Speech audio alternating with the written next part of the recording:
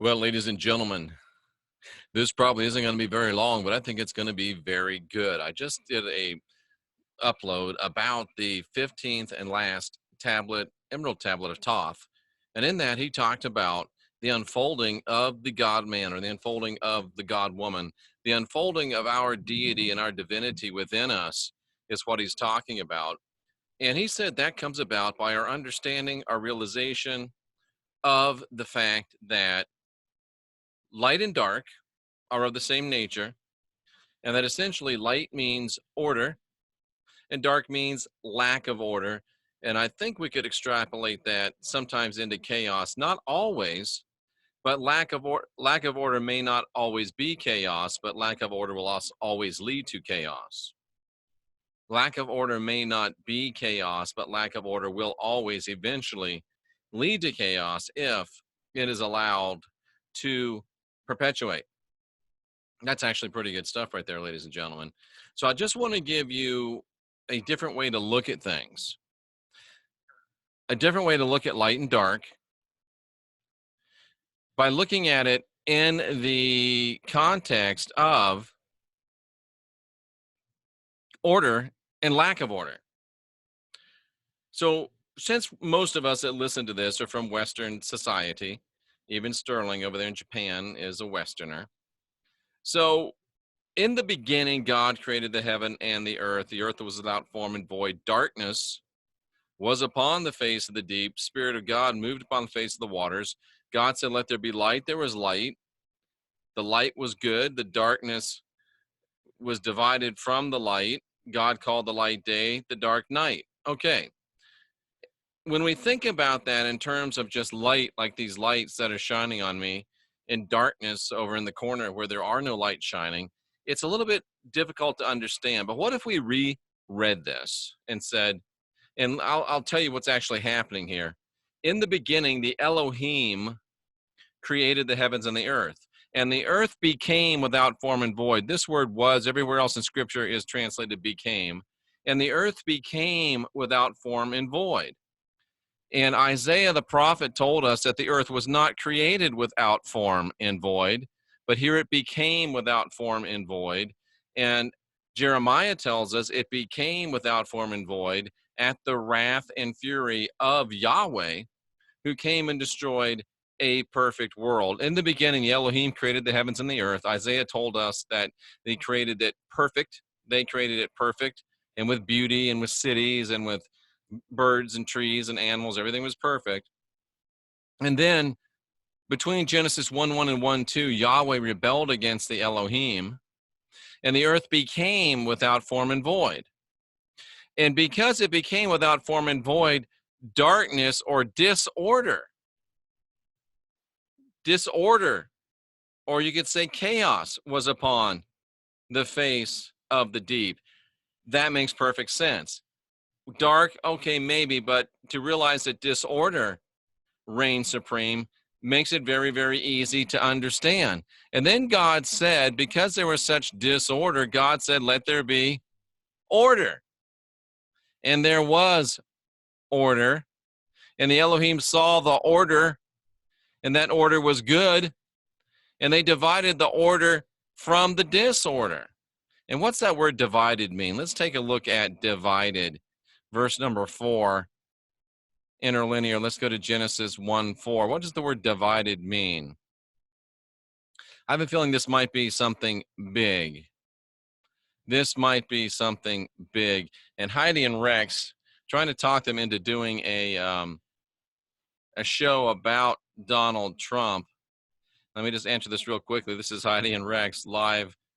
Yes, that he is, sorry, this is important, folks, that he's talking about Donald Trump, that he's antichrist to the system.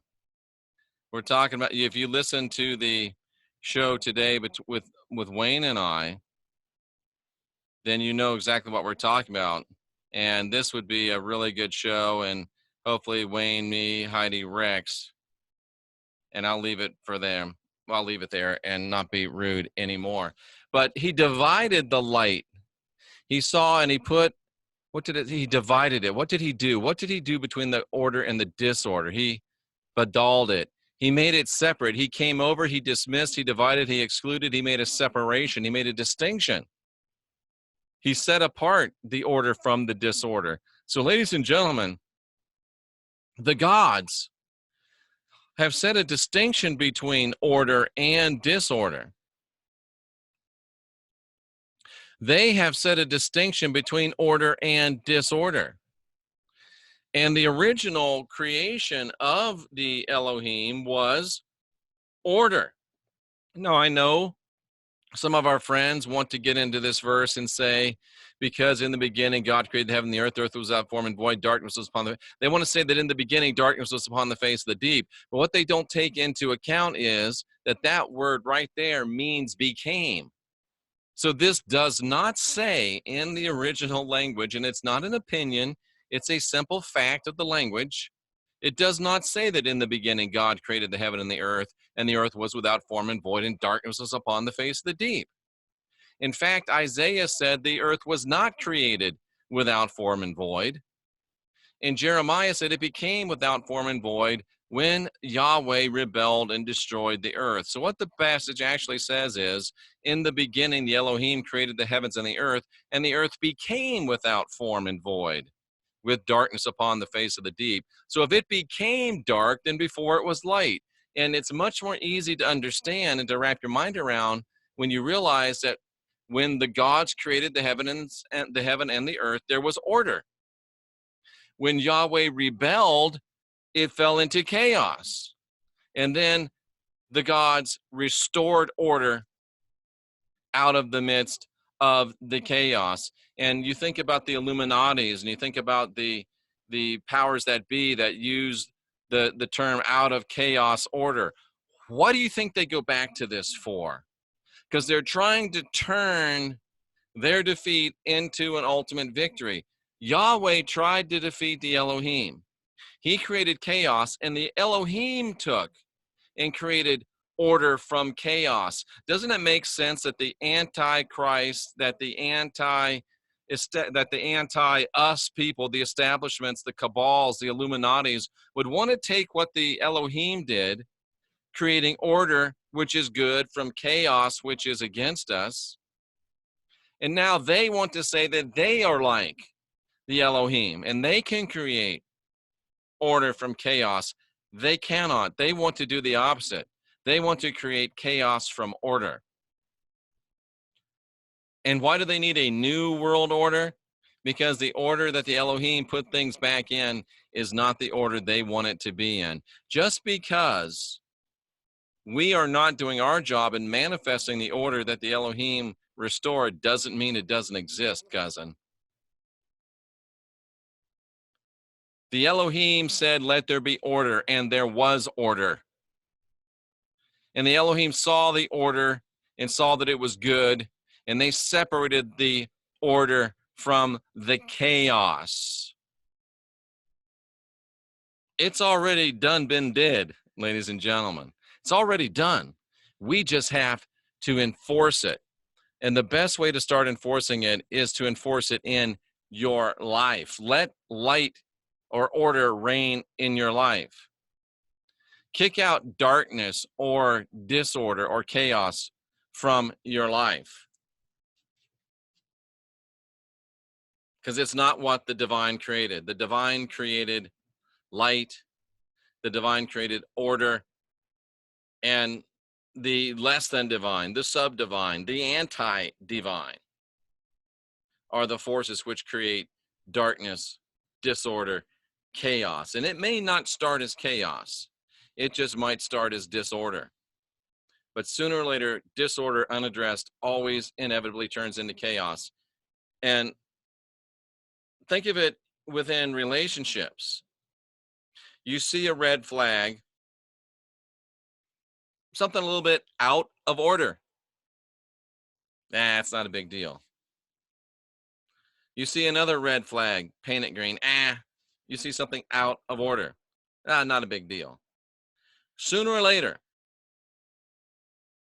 things that are out of order, that are allowed to perpetuate, turn into chaos.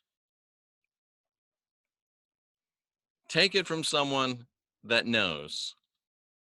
It's a lot easier to deal with things before they become chaos, but it's not as easy to make that decision for some of us, but we're learning.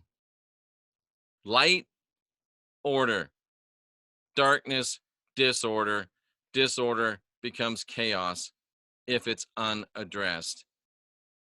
As you go through your sacred scriptures, regardless of what faith you're from, start replacing light with order, start replacing dark with disorder, and see if it doesn't open up whole new vistas of understanding for you. Start to ask questions, start to question answers. That's the way to unindoctrinate yourself. That's a way to create yourself and build the life that you love. And folks, this is an inside job. There's no substitute for it. It is hard work. We have to ask questions. We have to question answers. We are the last generation of real humans. Let us be a humble and a kind generation.